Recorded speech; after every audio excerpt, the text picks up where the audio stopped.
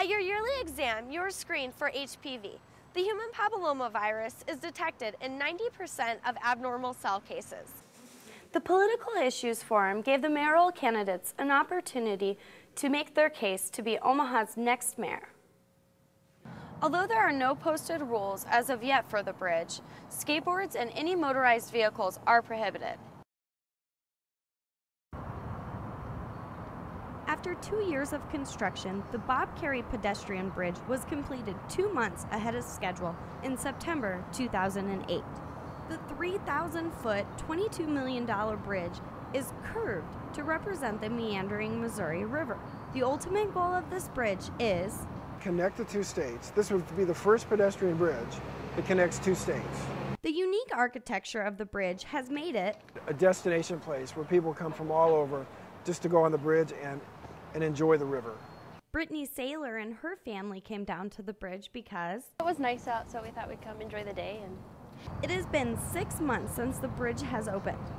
Although there are no posted rules as of yet for the bridge, skateboards and any motorized vehicles are prohibited. Things you can do on the bridge are walking, biking, rollerblading. Rules and regulations will be posted in the spring. The rules will basically say that walkers should walk to the right and bikers should pass on the left, just like on the trail. The development of the bridge area is not complete.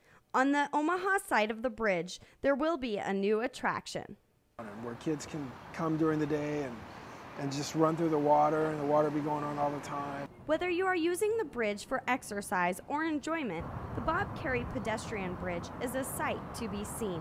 For the Omaha News, I'm Laura Goodburn. Cervical health is more important than most women think.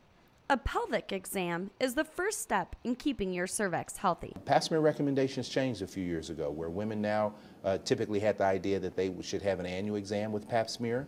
The recommendation now is for those women who are under age 30, who've been sexually active for at least 3 years, then they should have annual pap smears. The pelvic exam includes a pap smear.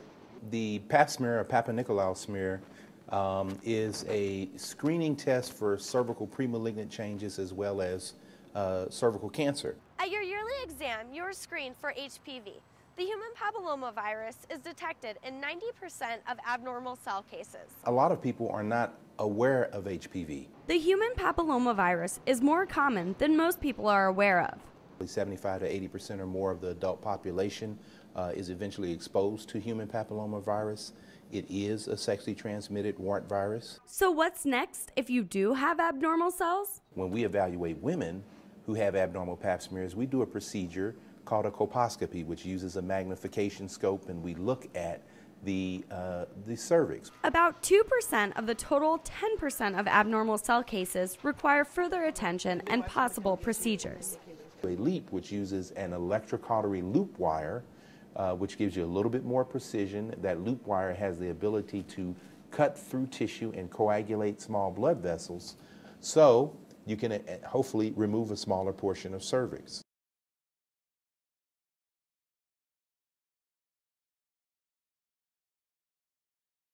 Before you know it, I had quit school. I had dropped out of school. Before he was 17, John had a serious encounter with the police. They got me for a burglary where the police officer, he shot me because I was trying to chop a hole in the roof. While serving a 5-year sentence for this incident, John made and drank wine and sold and smoked marijuana. This did not go unnoticed by the warden. He said, "You're not going to take over this penitentiary. What we're going to do is we're going to send you to the Nebraska State Penitentiary behind the walls." At that time, I was 17 years old. This was not the end of John's stays in jail. I got sent back 5 different times. After 5 years in the state penitentiary, John made his way to Grand Rapids, Michigan. This is when he began shooting heroin and robbing banks. And I had robbed 3 different banks before I was apprehended.